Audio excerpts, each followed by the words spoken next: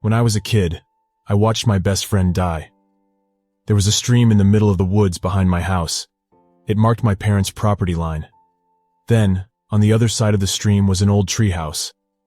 I don't know who put it there, but I never saw anybody else come near it, so Silas and I claimed it as our own. It was in rough shape when we found it, but it had good bones, and over the years we patched in the rotten parts with bits of wood from Dad's workshop. Each summer, Silas would come over nearly every day, and we'd go to that treehouse. We had all sorts of forbidden things there, stashed in an airtight plastic bin. A pint of whiskey, a pack of smokes, a few of Dad's old Playboys, things like that.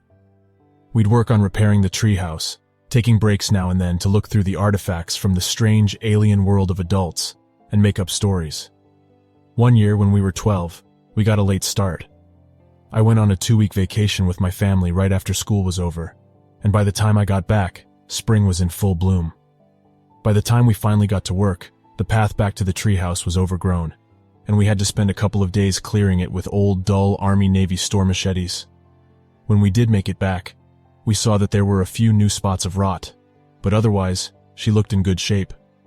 We decided that we'd make the repairs later, because we were eager to make up for lost time. We wanted to get back to the enclosure of the treehouse. Our world. I started climbing the ladder. Careful, Said Silas from below. that next step looks rotten. I saw that he was right, so I skipped that step and finally made it to the top. I unlatched the door, pushed it open, and stepped inside, feeling that thrill of having something that nobody else in the world has or even knows about. A minute later, I saw Silas's head appear, and then he was all the way up on the platform, outside the treehouse. He was smiling, and then suddenly, he was screaming, clutching his neck, running inside and slamming the door behind him. He swatted wildly at his neck, his eyes wide with fear, and cried out in pain. "What's wrong?" I shouted. Something stung me, He said. but I think I got it. It just hurts. Then we heard it through the door, the buzz of an angry swarm of hornets. "Oh shit," I said. "There's gotta be a nest around here. They sound pissed. What do we do?" Silas wiped his eyes dry where a few tears had formed. They can't get us in here. He said. They'll go away after a while. Then we sneak past them, get some spray, and nuke the assholes. But he was wrong. They could get us in there. I don't know how exactly they got in, but they got in. Before we knew what was happening, we were both covered in hornets. I twisted in pain from dozens of stings, unable to escape, unable to think. I saw Silas stagger back, and then he was up against a rotten section of the wall, and then the wall collapsed, and he was falling down. I ran to the opening that Silas's body had created and jumped. I landed on my feet, a few yards beyond Silas. His head was resting on a rock, with a stream of blood forming, and his neck was bent at an odd angle. He wasn't moving. I had lost some of the hornets in the jump, but still others were crawling on me, jamming their stingers into my flesh. "Silas!" I screamed, but I knew that he was dead. "Come on, man, run!" I ran, in unbelievable pain, through the woods, back to my house, with tears and snot streaming down my face. I kept imagining a swarm of hornets following me, and for many years afterwards, I would have nightmares about them. I would see one slip in through the crack under my bedroom door, then another, and then dozens, hundreds, thousands. The door would swing open, and Silas would be there, dead, but still somehow standing, covered in hornets. Lauren and I are back on planet Earth. We didn't kill the professor. He is still there, in that horrible world, with his minions. And he is pissed, with the fury of 10 billion hornets from hell. We decided to talk to the judge first. We found her sitting under a tree, thoughtfully chewing on a green fruit, the juices dripping down her chin. All around us, people were walking in the sunlight, holding hands. Some of them were still in their riot gear. It was a very strange sight. Mind if we join you? Asked Lauren. Sure. Said the judge. Have a seat. It's so beautiful here, isn't it? It was, and I had to keep fighting that feeling of deep peace to stay focused on our mission. Yes. Said Lauren, sitting down next to the judge. Can I ask you something? Shoot. Said the judge. Lauren lowered her voice. Well, you're supposed to be this amazing judge of character. So, what do you think of the professor? The judge frowned. What do you think of the professor? I started to get nervous.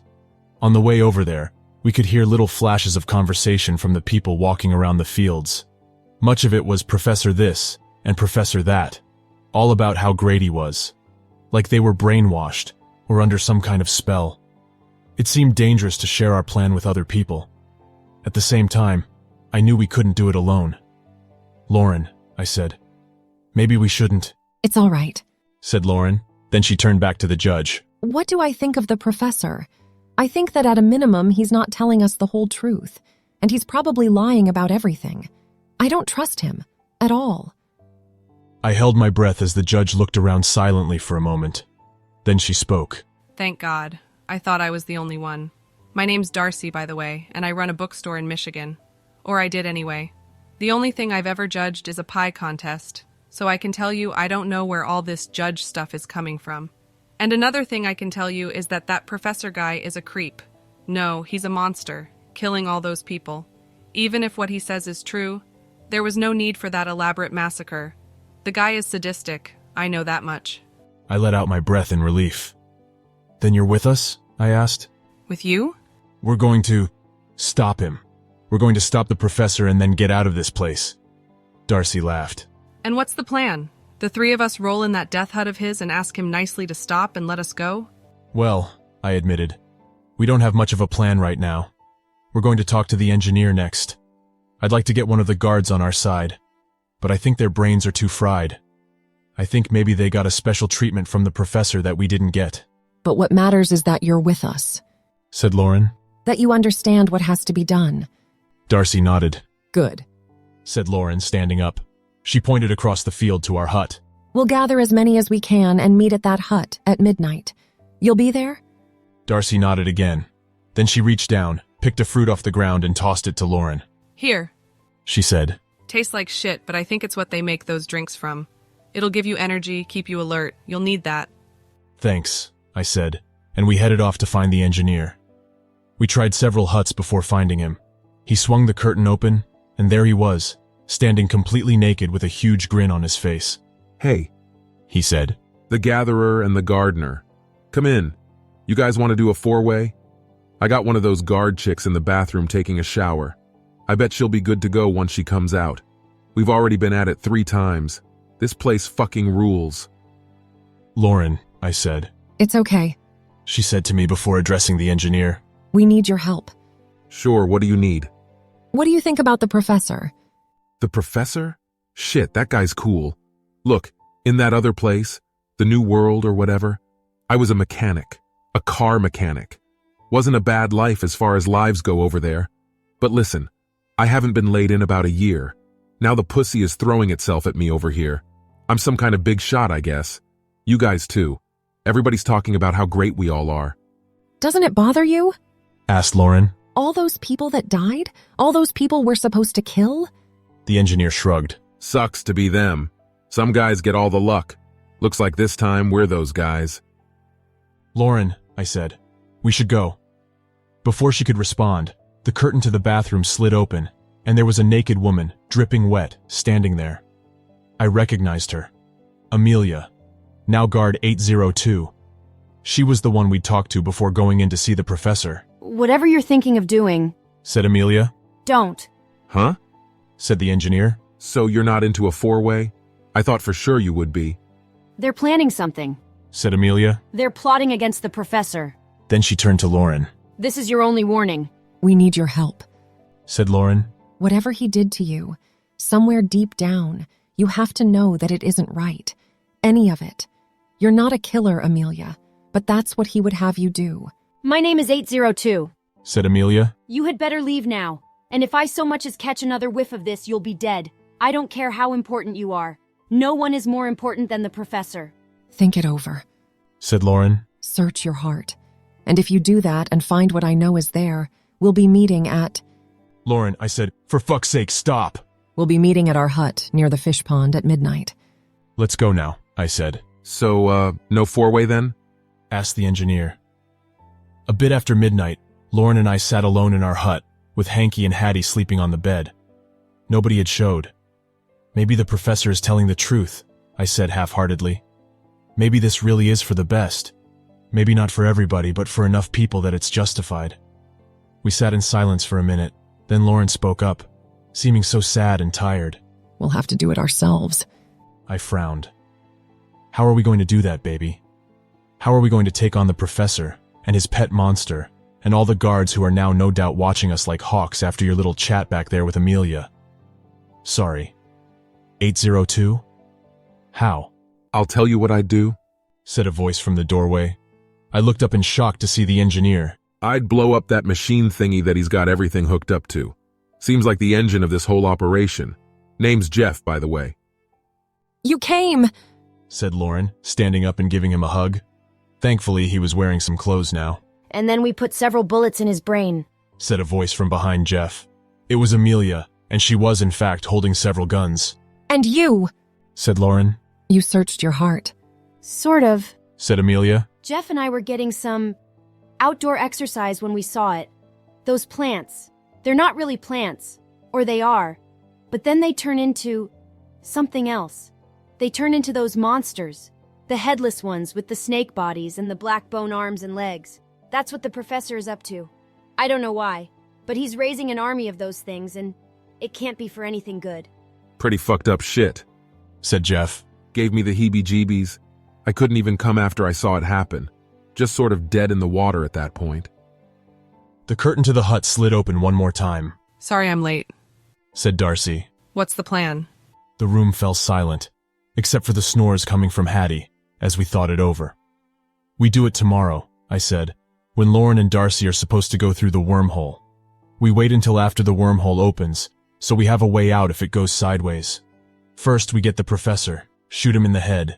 Then Jeff gets the machine, while the rest of us cover for him. I don't know what it is, but I don't think we want to leave it behind. Then we get the hell out of here. It sounded almost easy when I said it like that. The next evening, we were gathered together again in the professor's bone hut. As before, there was the machine sitting on a table, wired up to 4 people strapped to chairs, and then the cat, and finally the professor. A few guards were in there with us, including 759, who had been with us since the traffic jam, and 802, our woman on the inside. And the monster. The headless snake-bone monster was in there as well. I felt the pistol pressed up against my tailbone and prayed that it didn't make a visible bulge. In a few moments, Began the professor. the wormhole will appear 3 feet to my right.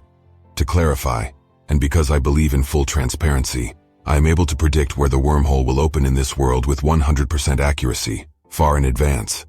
That is why I chose to construct my hut here. I have been planning this for some time. As to where the hole will open on the other side, that is less clear. But I have narrowed it down to somewhere in New Mexico. I looked over at the engineer. Jeff. He was trying to act casual, leaning against the machine, but he looked obvious to me. Sweat was pouring down his face. The professor went on. It is imperative that we do this now. The Gatherer and the Judge will make their way to the New World, accompanied by the present guards. I do wish that I had more time to brief you, but the next wormhole will not open for some time, and our work here is urgent. You will learn your roles as you go. There's nothing to it, really, and I know that you'll all catch on in no time. The first person in the row of chairs began to shake, at first gently, and then more violently. It is beginning. Said the professor. Wait, Said Lauren. I want to say goodbye to my cats first. They're just outside. That wasn't any secret. We could all hear them wailing away. The gardener and I have decided that they will stay here, so that at least he can send messages to me. The professor shrugged. That's fine, but please hurry. And there's no need to worry about communication, as we have implemented a very sophisticated system. But I agree that the cats will likely feel more at home here. I'll be right back. Said Lauren. And that was the signal. Or it was supposed to be. Wait! Said Darcy. I saw Lauren shoot her a panicked look. This wasn't the plan. My heart was up in my throat as I reached behind me for my pistol. The second person in the line of chairs started to shake, as the first person gushed blood from his nose. They're going to try to kill you, Professor. Said Darcy. She sold us out. At once, the 7 guards in the room raised their guns and pointed them at various people, including me and Lauren. Amelia played along. Is that so? Asked the professor, grinning. Who was planning on killing me? He looked at me first. Say it ain't so, Chief. Darcy opened her mouth to speak. Then there was a bang and a mist of blood sprayed from the side of her head. She dropped to the ground. Then there were 6 guns pointed at Amelia, who had fired the shot. 802. Said the professor, shaking his head. That's too bad. You would have made a fine soldier. But I may let you live yet. Tell me who else was planning on killing me. The idea is laughable but can't go unpunished. Just me. said Amelia. What you're doing, I've seen it. I've seen what those plants turn into. They turn into them. She pointed at the monster in the corner. You lied to me and everyone else. I had my hand behind my back, on the grip of the gun. I didn't know what to do, Is that true? asked Lauren in an amazingly calm voice. Is that why you would have me gathering pure hearts for you? To turn them into monsters? Why? 799. Said the professor. Shoot 802 in the head. There was a gunshot, and then Amelia was dead. Have you been lying to us? Lauren pressed. All of us. Your soldiers too. Have you told them what you're doing? The third person in the line of chairs started to shake, It's not a lie. said the professor. If you do as I say, you'll know glories unlike you can possibly imagine, dear. Did the plants turn into monsters? Asked Lauren. She was in litigation mode. She had the bastard up on the stand. I just hoped it would work. They're not monsters, Gatherer. They're beautiful. But that's what you're doing, right? Raising an army of them? What are you going to do with that army? The fourth person in the line of chairs started to shake, as the previous three bled profusely from their noses. The professor sighed. I'm going to take over the world. He said, We are going to take over the world. Not this miserable world we're in now with its empty parlor tricks. Earth, the real deal. We will rule over it justly for the first time since it came into existence. I could see the confusion spread over the guards' faces as I gripped my gun tighter.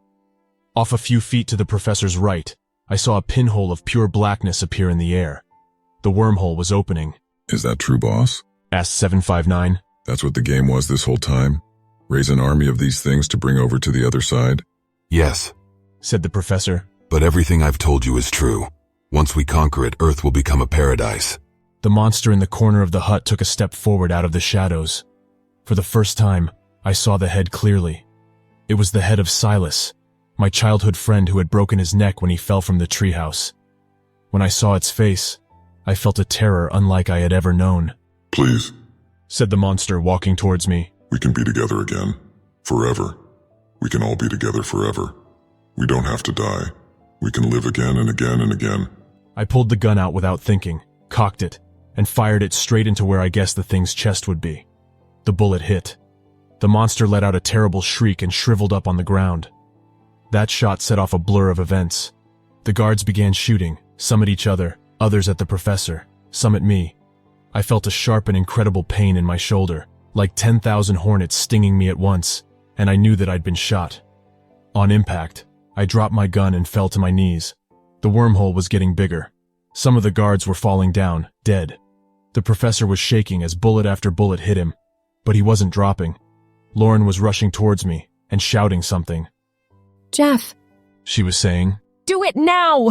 My eyelids felt heavy, but I struggled to keep them open. I watched Jeff unload his pistol into the whirring machine, where all of the wires were coming from. Sparks flew through the air, and there was a burst of light as the machine exploded, and then Jeff was flying through the air, on fire. We have to go now. Lauren said, pointing at the wormhole. The gunshots were still going off. Guards were coming in from outside, and everyone was shouting. I forced my eyes open with a great effort, and I saw it. The professor dropped to the ground. As soon as he did, the room fell into shocked silence, until we heard the first pop. I looked over and saw that, next to the smoldering machine, the first person in the line of chairs had a spaghetti mess of blood and brains where his head should have been. I actually saw it happen to the second person. Her head popped like a balloon. Now! Said Lauren. The wormhole is starting to close. I saw that it was in fact starting to get smaller now, as the third head exploded. What about the cats? I asked. We can't leave them here, God damn it. said Lauren. You're right. She shoved her gun in my good hand and told me. Stay here. Then she ran out of the hut. That's when the professor arose. Black bones began tearing out of his skin, dripping with green slime. Bones grew out of his chest, his arms, his back. The most monstrous one of them all had revealed his true form. He roared as a volley of gunfire tore into him. One by one, he began tearing the guards apart, easily, with long black claws, as if they were junk mail. Soon, they were all dead, and he turned to me. You really screwed the pooch here, Chief. He said, smiling with hideous black fangs, dropping a string of green drool. We could have had it all. Now I'll have to plant your heart myself. He reached a clawed hand toward my chest, as I fired a few useless rounds into his. Just as I was prepared to die, I saw a flurry of motion and heard some wild sounds over the ringing in my ears. Then I saw what was happening. Hanky and Hattie were attached to the side of the professor's face, tearing away at it, and he was howling in pain. We have to go! Screamed Lauren back at my side. The wormhole's almost closed, and outside, there are millions of those monsters out there closing in. We have to go right now. We can't leave the kiddies, I said. We have to! Lauren grabbed me and lifted me to my feet with an amazing strength. She shoved me into the wormhole, and the last thing I saw before going through to the other side was 759 rising to his feet, with his guts hanging out, and charging at the professor. On the other side, I saw Lauren start to emerge, but the hole was closing too fast. She was too big. I grabbed onto her with both arms, though my right arm was in such incredible pain that I don't know how it was still moving.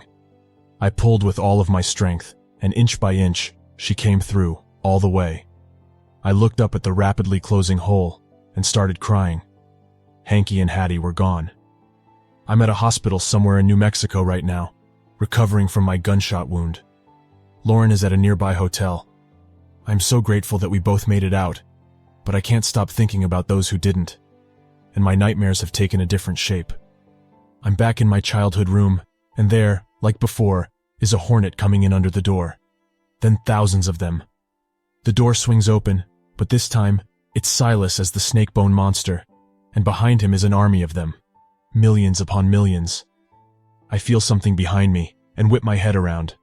It's the professor, in his monstrous, unholy form. His black fangs are dripping with green slime. Hey there, Chief. It's not wise for me to be posting this. The professor has agents in this world. I don't know how many. I think that we destroyed his main means of communication when we destroyed the machine, but who knows? I was able to post across worlds just by my cat rubbing on my phone. It's not wise for me to be posting this, but I have to,